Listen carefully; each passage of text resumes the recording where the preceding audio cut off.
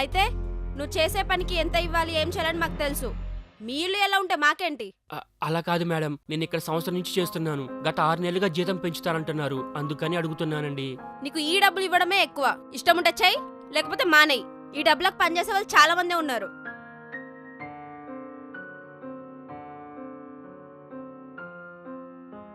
ఏంటే అలా మాట్లాడచ్చా? గతి లేక మన దగ్గర పనిచేసే వాళ్ళు మనం ఇచ్చింది తీసుకోవాలి గాని తిరిగి మనల్ని అడగడం ఏంటమ్మా?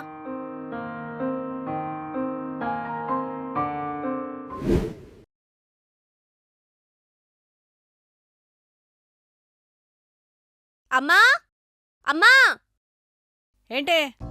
నేను బయటికి వెళ్ళాలి. ఏవి బట్టలు వాష్ లేదు, ఐరన్ లేదు.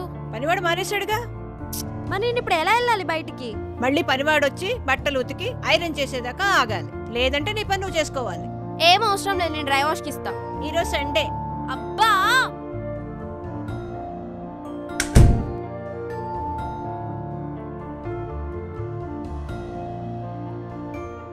అమ్మ బ్రేక్ఫాస్ట్ పెట్టు. బ్రేక్ఫాస్ట్ చేయలేదే. ఎందుకు చేయలేదు?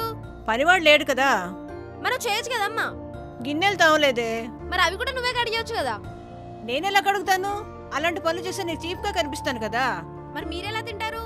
ఆర్డర్ పెట్టాను, 1 గంటలో వచ్చేస్తుంది. నేను అంతసేపు వెయిట్ చేయలేను. నాన్న, నేను అర్జెంట్ గా బయటికి వెళ్ళాలి. డ్రైవర్ లేడు, మానేశాడు. మరి నువ్వు డ్రాప్ చేయొచ్చు కదా.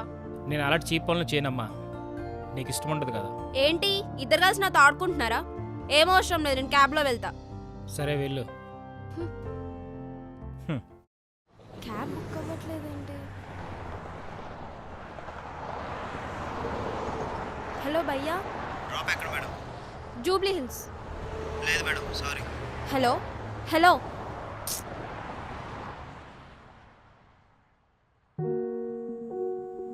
డ్రాప్ ఎక్కడ మేడం? జూబ్లీ హిల్స్. నేను జూబ్లీ హిల్స్ వెళ్ళట్లేదు మేడం, నీ దగ్గర అనుకుని వచ్చాను. చాలా అర్జెంట్, నీకెంత కావాలో చెప్పు, అంతిస్తా. సరే పద. లేదు మేడం, నేను డబ్బుల కోసం పని చేయట్లేదు, నా కుటుంబం కోసం పని చేస్తున్నాను.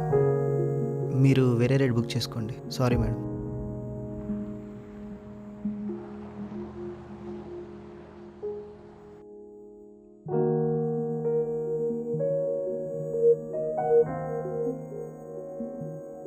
ఏంటమ్మా ఇంకా వెళ్ళదా? పొద్దున్న లేచినప్పటి నుంచి అంత గందరగోళంగా ఉంది. ఏంటి ఒక్క రోజులోనే? మార్నింగ్ నుంచి పని చేసేవాళ్ళు లేకపోతే డే సరిగ్గా లేదనిపిస్తుంది. అంటే మన డైలీ లైఫ్లో ఎంత సహాయం చేస్తున్నారో కదా. వాళ్ళ సహాయం లేకపోతే మనం ఏమీ చేసుకోలేమమ్మా. గుర్తుపెట్టుకో, వాళ్ళ మీద ఆధారపడి బ్రతుకుతున్నాం, కానీ అధికారం వల్ల కాదు. అయినా వాళ్ళు మనకన్నా తక్కువ వాళ్ళే కదా నాన్న. నీకు చిన్నప్పటి నుంచి నేర్పించకపోవడం మా తప్పేనమ్మా. మనుషుల్లో చెడ్డవాళ్ళు మంచివాళ్ళు ఉంటారు, కానీ తక్కువ ఎక్కువ అని కాదమ్మా. మంచి బట్టలు వేసుకొని 3 పూటలు తింటుంటే మానవత్వం అంటే ఏంటో మర్చిపోయాను నాన్న. అది తెలుసుకోవడానికి ఎన్ని సంవత్సరాలు పట్టింది. సహాయం చేసే వాళ్ళని కూడా చాతగాని వారిలా చూశాను. ఒక కంపెనీ నడవాలన్నా, ఒక రోజు కుటుంబం గడవాలన్నా దాని వెనక కార్మికులు, పనిచేసే వాళ్ళు చాలా మంది ఉంటారు మేడం.